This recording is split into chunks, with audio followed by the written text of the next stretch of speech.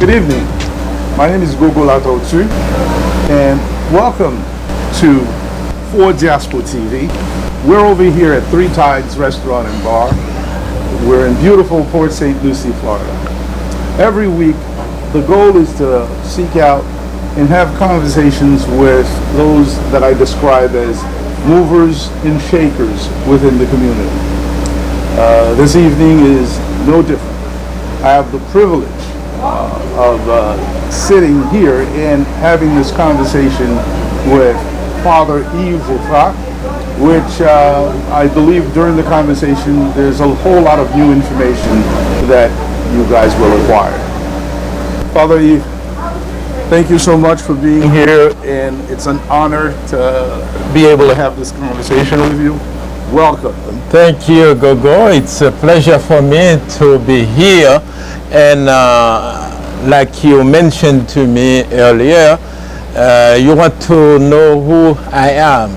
So I am YVES GEFFRARD, and I was born in Haiti, Limonade, and I've been in that little town for most of my primary school. I did that in Limonade, and after that I moved to Cap Haitien. I was at the minor seminary Saint Therese in Cap Haitien, and after that I went to do my high school at the College Martin Luther King, and then do my 12th grade at College Notre Dame. And after that I went to the seminary in Port-au-Prince that called the philosophical section in CASO, Notre Dame Seminary. And after that I did my theological studies at Notre Dame, that's the section for theology in Turgeon, Port-au-Prince.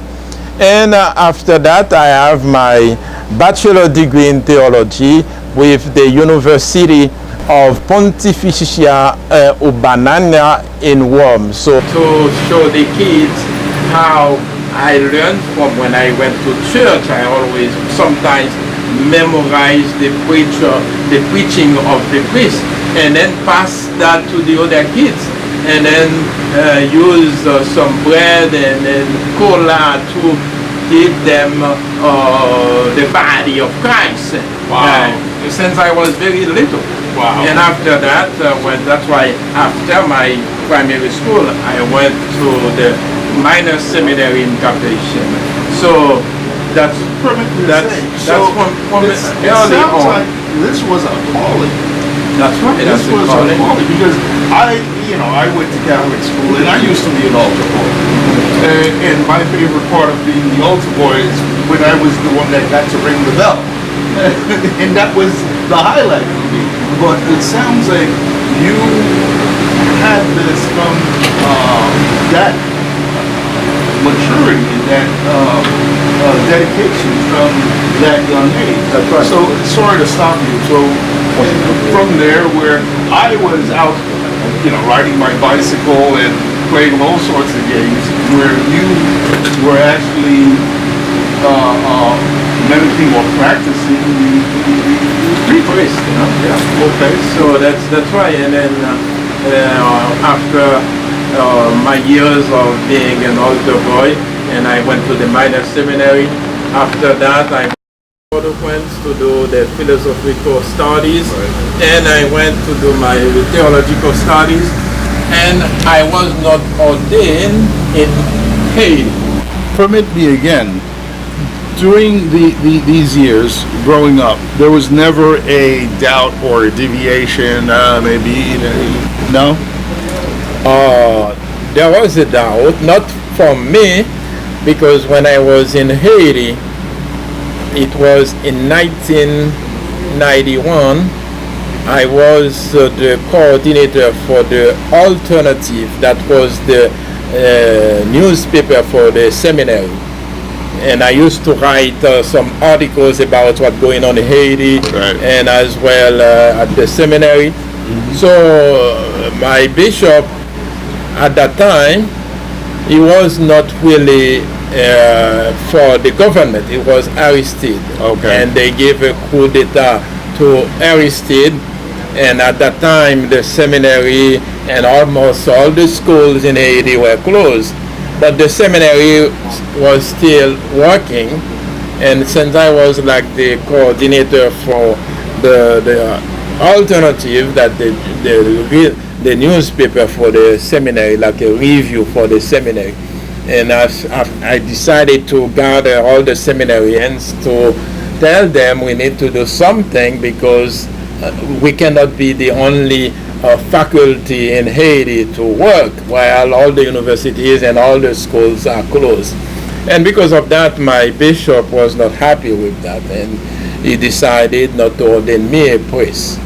I finished all my studies. I finished in 1993, and when he decided not to ordain me, and that's why I moved in the United States.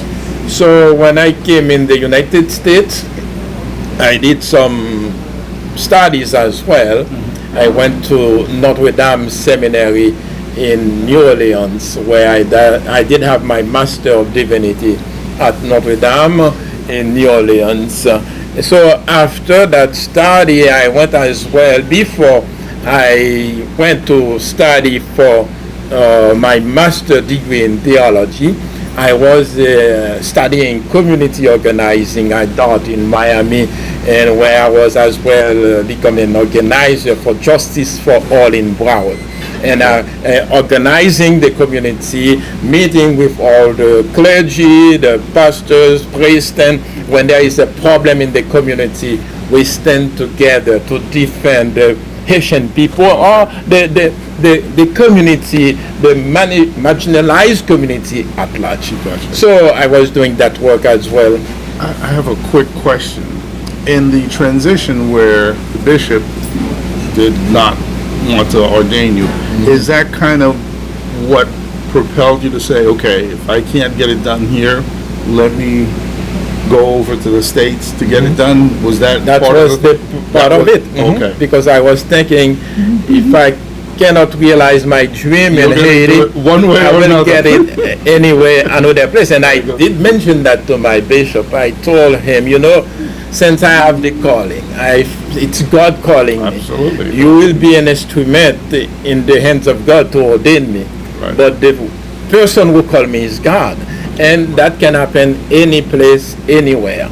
So that's why I told him, I think I will become a priest no matter what. Wow. So that's why I came here. I was an organizer for Justice for All before going to study for my master's degree in theology.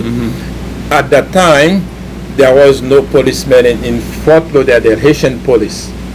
And I started in organizing the community, and then meeting with the chief police of Fort Lauderdale that they need to hire Haitian as policemen in that city, because we have a large Haitian community. Right. They need to have some type of representation. Okay. And chief police decided, well, they can do that, but they need a liaison, and they pick up me to be the liaison. The liaison between. And then I applied to become a priest at the Diocese of Palm Beach, and I have an interview with the chief police, and then at the same time I received a call from the bishop of Palm Beach telling me they need me at 11 a.m. and I'm supposed to have the appointment with the chief police at 10, and I have another pastor who had the same work with me, and then I told him, you know, to go to for that position, because I am going to the interview with Bishop. And then I went. I left that job too, and the bishop said yes. He saw my record, my resume, etc. He would like to send me to do some studies, and then after that he will ordain me. That's why I went to Notre Dame Seminary in New Orleans. Now, had you not gotten that call and have went to that interview, because based on what you're telling me, you could have easily been led to another path as a community organizer it sounds like a politician. Forgive me for saying that. Yeah. You could have easily gone that route. And do you even think there could have been a possibility in your life? But or it was like a possibility because I was doing that kind of community organizing. right, And I know a lot of people in the community, and that can be, but that was not my thinking at all. right. I was always thinking You'll to get become a priest. So that's why even I was doing that at the time, I didn't have any, or probably I did have other alternatives, but Right. that was The goal. the goal, to be a priest. So you're in Palm Beach. Bishop is encouraging you to further the studies, and so keep going from there, because I had interrupted you while you were. Yeah, so that's why. And when I went to Notre Dame Seminary, I did have my Master of Divinity. When I returned, the bishop asking me when I would like to be ordained. He said me any date, and then I pick up May 18th because that was Flag Day for Haitian. Right. And I was like the first Haitian as well to be ordained a priest in the Diocese of Palm Beach.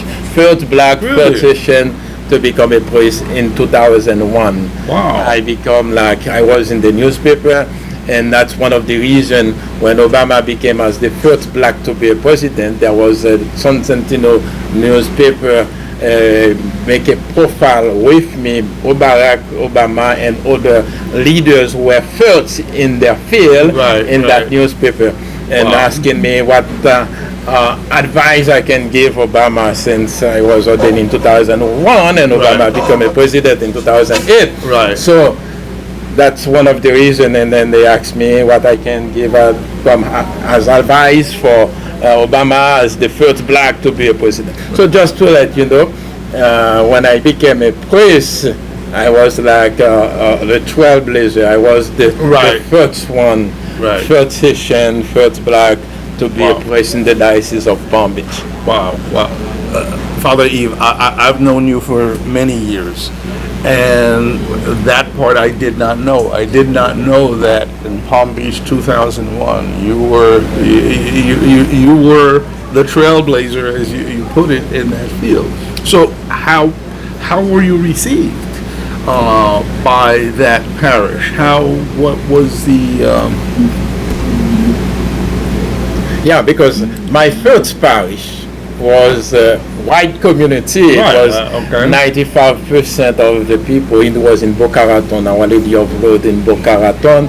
I was like, some people, they didn't used to see a black priest often, most of the time. But I was liked by many of them. When I went to that place, they really appreciate me as even being a black, but they were happy with my message as well. So, did you ever get affected by the negative part of it? Those that weren't. But I was not really affected because I know some of them, they will be like racist,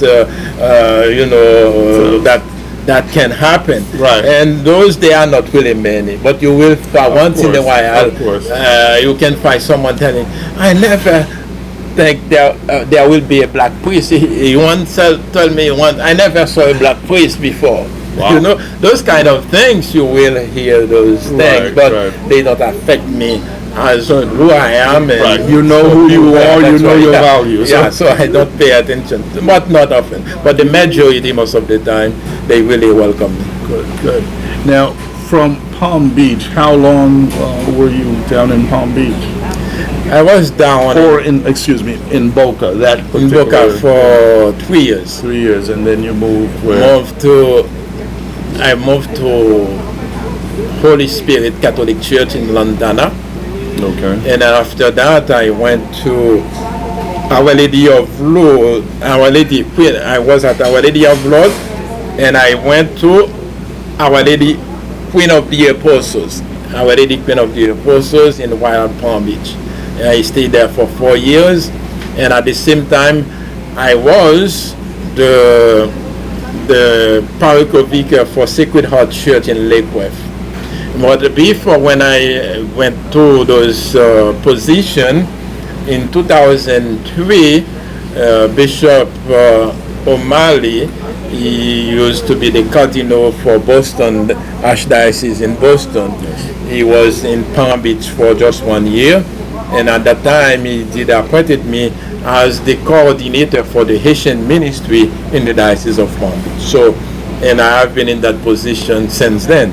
So I've been in charge of the Haitian ministry for the Diocese of Palm Beach, and continue to do my best to bring the good news of Jesus Christ wherever I go. So that's why the different parishes before coming to Notre Dame, Fort Pierce. I was at Our Lady, Queen of the Apostles in Wild Palm Beach. So, and then moved to Notre Dame. So I have been in Notre Dame all my life. I've been my school, my seminary in Haiti were Notre Dame. When I came here for my master degree, Notre Dame as well.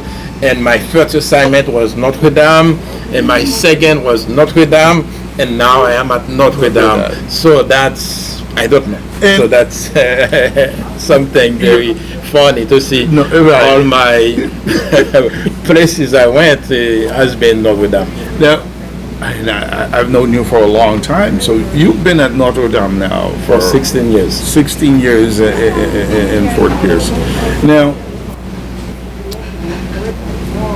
going back to Boca and transitioning to Fort Pierce, where I think it's a totally different community, different dynamic. Different dynamic, yeah. So because how do you adjust to that? Yeah, because at Boca it was only American community. We didn't have other languages.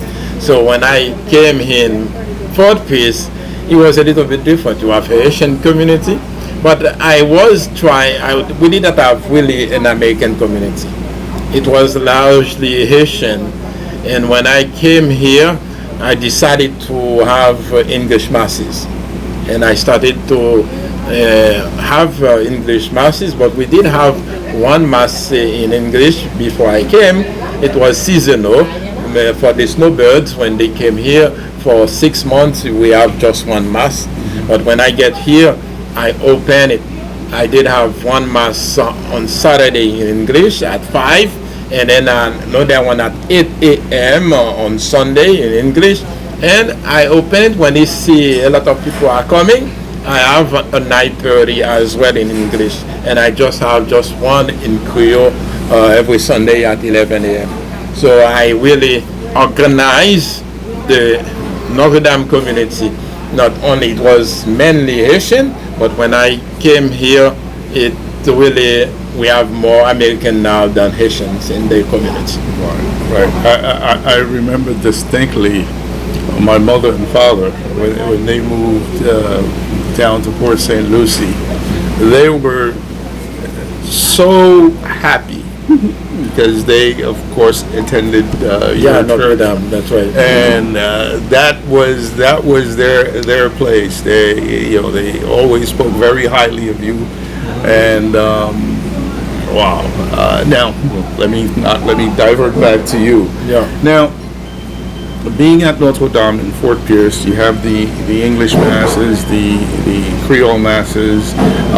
Now, as far as the message, okay, you're spreading the message of Christ, and just from my point of view, I've noticed like times have changed, and people are a little different. I mean, just an example of what I say, because I remember when I was younger, again, I'm going to probably give away my age, when I went to church, I had to wear shoes, I had to wear the nice stuff, and so on. And I know that the church has kind of somewhat made it more leisurely, so to say.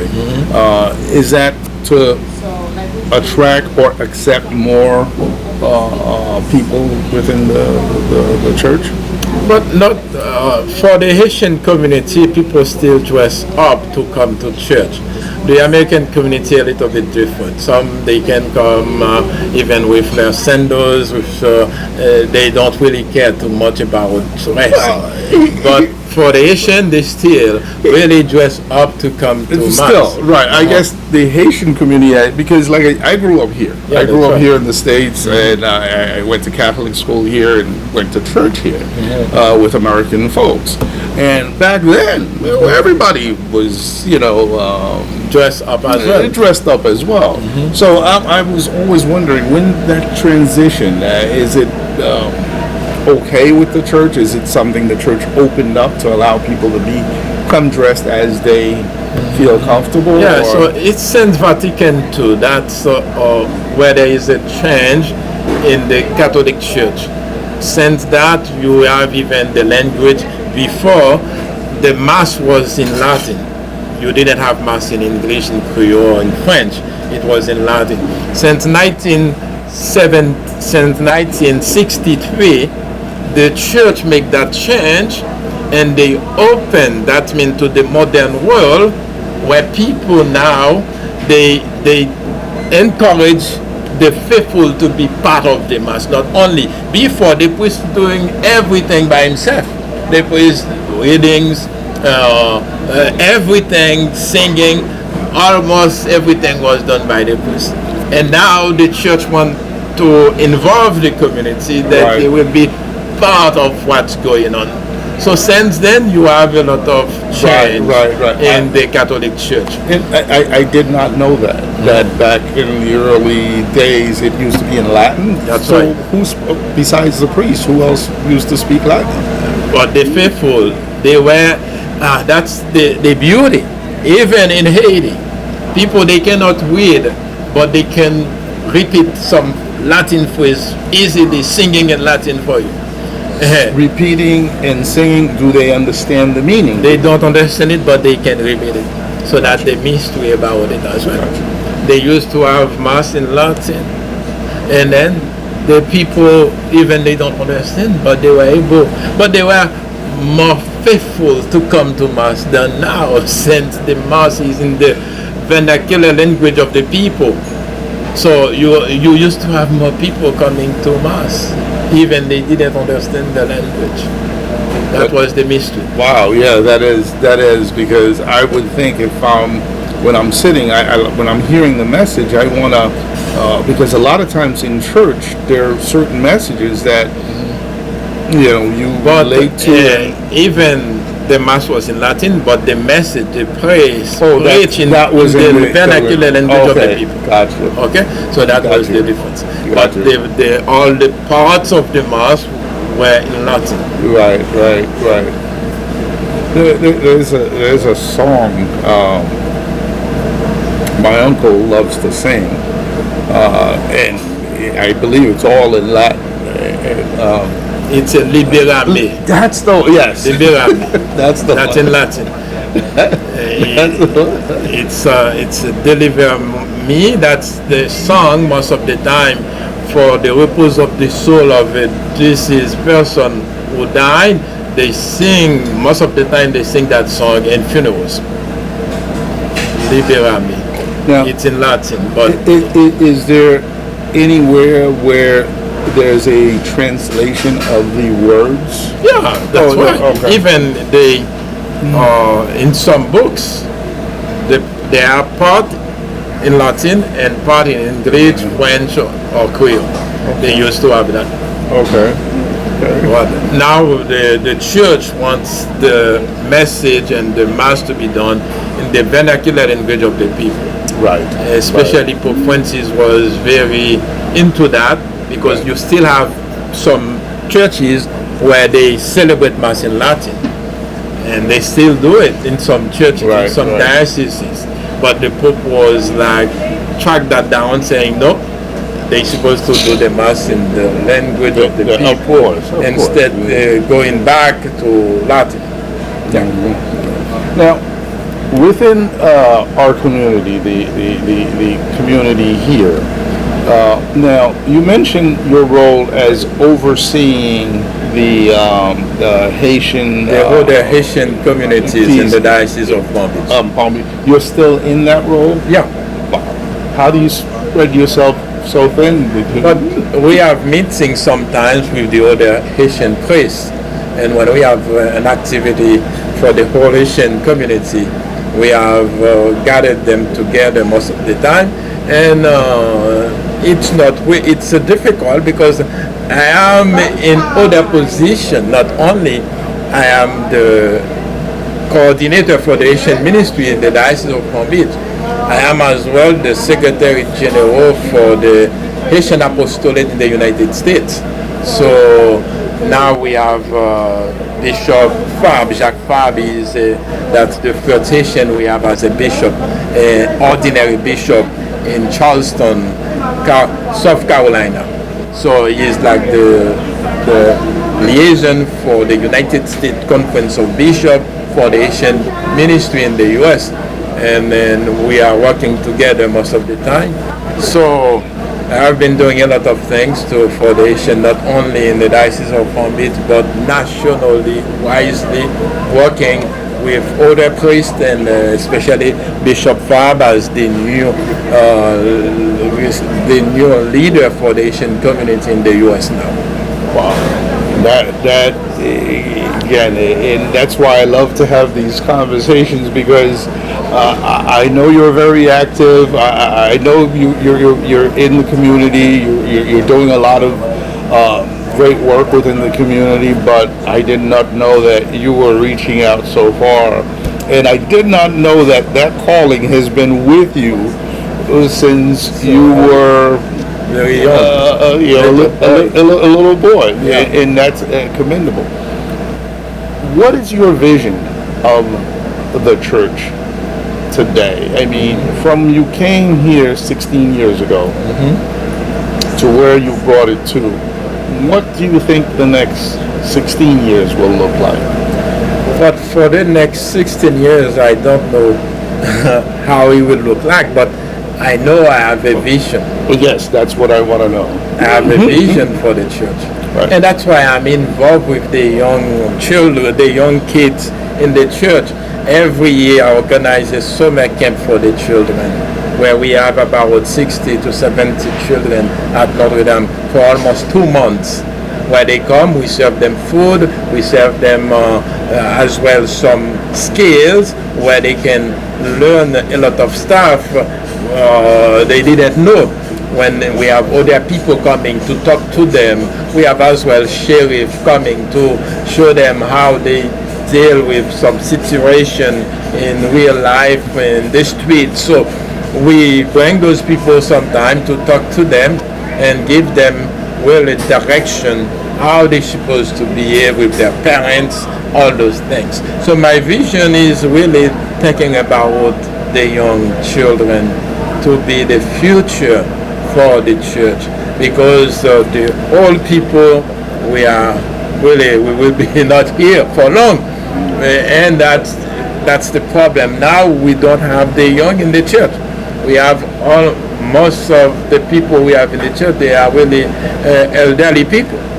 So that's why I've been focusing on how to really encourage the young boys, young girls to get involved in the church, because they are the future. So that's my vision, is to have a church. Not only I've been doing a lot of work to help the people. Right. So since I came to Notre Dame, I have been doing like not only social justice but charity as well. I use both feet. One feet to have a community organizing, to really be a voice for the people who have been marginalized, whether with immigration situation, whether with police brutality, anything that really hurt the most vulnerable in our community. I always there to defend, to talk, to help them. Right. So that's why since I came at Notre Dame, I have a soup kitchen where we serve a hot meal to more than 300 people every Friday. So like today we have people coming to eat, to have a hot meal. Every Friday we bring that. And as well, I've been doing the justice thing. That's why I'm involved with Faith in Florida. That's an organization who are doing advocacy for the immigrants, for the most vulnerable as well. I am as well in Faith in Action. Faith in Action is an organization, it's like an international organization. Most of the time, they really stood for the most vulnerable in our society. Especially they work on immigration issues, and I am part of the board of that organization as well, Faith in Action. So we don't just talk about faith, we put the faith into actions in concrete things to help the community. So that, that's I've been doing a lot of things. When you were talking about my vision, so my vision is really to be a prophetic voice for the people, and to be really a defender for the most vulnerable in our community. As you were speaking, you mentioned something that I'm like, uh-oh. When you mentioned the soup kitchen, I remember many years ago I had volunteered, and I enjoyed the experience, and I said, I want to do this. And I really don't remember how I faded away from that. Yeah. Because that was... I remember you used to come to help sometimes. Yes. And I guess sometimes life just takes you in so many directions that, you don't... but that was, that with the experience of going there and helping out, that was such a rewarding experience for me, and it also kind of really, it humbles you in a lot of ways. So, wow, I commend you that the soup kitchen is still going strong in everything else you're doing. I have a question. Immigration now is a hot topic. Yes. Okay. And there are those that say, well, if you're here illegally, you shouldn't be here. Then there are people, and it seems illegal immigrants are being brushed with, for the most part, with a bad, where they're criminals. They're here just sucking up the system and, just making life bad for the rest of us. Can you give us your take on that whole issue? Because I hear it a lot. I hear people say, hey, they're legal, so if they're legal, they shouldn't be here. Yeah. But, and I know this country was founded on immigrants, so everybody was at one point. But immigrants. So that's why I did write an article about that, where we are all immigrants in the United States. So when they are really after those, they said they are illegals, they are criminals. It's not really the fact. The reality, most of the immigrants, they are people working here very hard to sustain, to help their families, but they are not criminals. Yeah. And that's why my organization, where I'm working with Faith in Action, we are working mostly on immigration issues. How we used to go to meet with some congressmen or some people in the department of, especially the State Department. We used to, but before Marco Rubio became the State Department of the head of the State Department, as senator, we met him about the immigration issues, and he was saying that he will do his best to help, especially the Haitian community, to renew their TPS, something like that. We were working very hard that they won't really dismiss the TPS for Haitians. And when this government arrived, he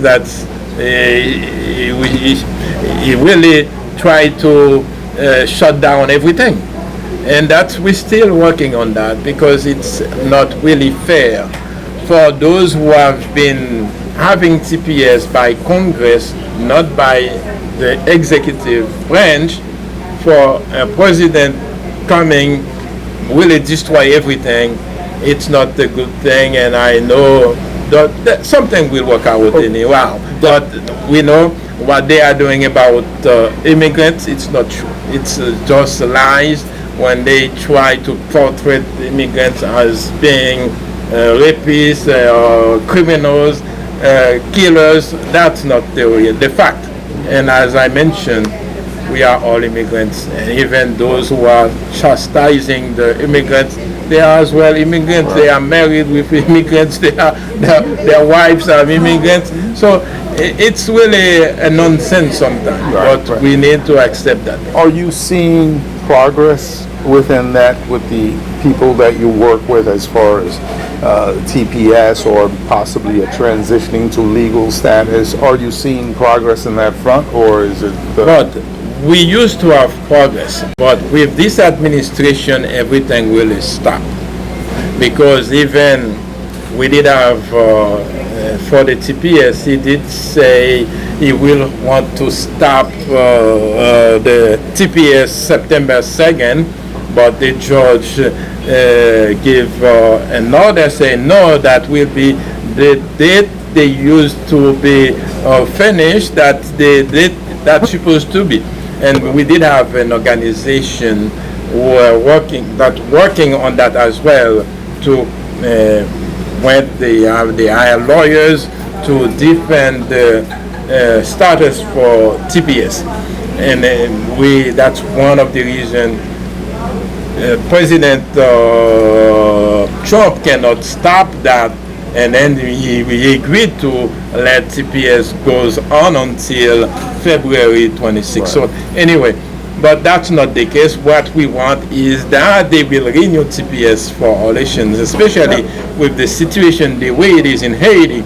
It is really, it's horrible to deport all those people who have been here for 20 years, 25 years, and then now they have children here, they have houses here, and then to deport them. I think that's really, I cannot really understand that they let those things happen. You have a Supreme Court let everything pass by, just a man who is not really understand the facts of the political system here. Maybe that's an unfair question for me to ask you. TPS, is there a path off TPS to permanency? Yes, there is, but there are two representatives, one from Miami, another one. They will sponsor a bill where they will have people who have been here even 5 years ago. They don't have, who have TPS or whatever your status is, they will allow you to have a green card for 7 years. Okay. And after that you can renew it. Okay. So that will be in the Congress. I don't know if they will vote on that bill to pass it, to bring it to President Bush next, but that's something they are working on it. And we have some other ways. We have some representatives and senators, they are working on pushing a bill to give a green card to those who have TPS, who have been here not too long ago. Right, and to me, it's something that makes sense. Those that have been living in the States, they've been following the laws. They've been working, paying taxes, that are good people. That's right. Those should, to me, it should be a no-brainer. Okay, they've been here. They've proven that they are of good moral character, and they're contributing to the system, not sucking away from the system. So I think it would only benefit us as a country to become bigger and stronger. So I commend you on that task. And one of the things that I know we're running out of time. That is something that there is hope that something can happen, and going back to you, and when I think of just that scenario alone, the immigration scenario, that's a full-time job. Yeah, I am working on that with other pastors, Right. with other Right. community leaders. Yeah, we have been having meetings and to Right. talk about that. Right. Yeah. So, well, being that you're involved in that, you're doing all the things you're doing. Again, all the respect to you, and the amount of stuff that I've learned that I know you. I know that you do the soup kitchen. You do a lot of work within the community, and you're in church every week, and you're preaching. That's who I saw Father Yves. That's all he does. Yeah, because now I am preparing to have a national conference, not national conference. We will be in DC, December 5th or December 7th, where all the Haitian community we will be celebrating that pilgrimage of hope and pilgrimage of Haitian. We have hope that one day our situation will be better. So we are working on that, and that's why we invite the first Haitian Cardinal Chibli Langlois will be at that Mass in the Immaculate Shrine in Washington, D.C. on December 6th, where we will invite all the Haitian priests as well working in the U.S. They will be part of that celebration. After that, there might be a possibility we will ask the bishops coming from Haiti. They will be having a meeting with some representatives as well to see how they can push the idea to give green card to the Haitians who have TPS. So we are working on those things as well. Father Yves, again, I'm getting the signal over here that we're running out of time. Any last message that you'd like to send out to the community? But my last message is the cry of hope, hope for Haiti. And that cry of hope is that we invite Haitians not to really think they cannot make it happen. They think it's the American community, the French community, it's the Canadian community that will have Haiti. No, it's Haitians together. We can make a difference if we get together to change our situation. And that's why I'm looking that we have a motto that unity is strength. It's very important. If we can follow that motto, that the devise we have as we know, l'union fait la force. If we can work on that, we will make a change in Haiti. And those who in power, the gangs who are destroying Haiti, I hope they will listen. We have only one country. Even we are here, our country is still Haiti. No matter you were born here, so they can see how the administration, even you are born here, if you are sons and daughters of immigrants, is trying to delegitimize you to say you are not really American. And that's why he's going to do some executive orders. He said he can deport even people who are born here. So that's why we have one country, it's Haiti, and we need to work together to really give the country so beautiful a chance to live again, because now the situation is really worse. It's chaotic, but I have hope our country cannot stay there. That's my message for Haiti. One day we will be Haiti again, la perle des Antilles again. Wow. So that's my message, that to happen, we need to get together to really come as one nation with the help of Haitians who are here. Everywhere we have Haitians who are really competent, they can make a difference, but they are afraid of going back to Haiti. So hopefully we will come back to really change our country, to put it to the right place it used to be before. Father Yves, I appreciate that you took the time out to sit with us, share some information with us. I want to close in saying that you are and you have been a beacon of light within the community. So continue doing what you do. God has blessed you. God has called you to do a job, and hey, you obviously are succeeding at what you do. Yeah. So again, thank you again for being here this evening.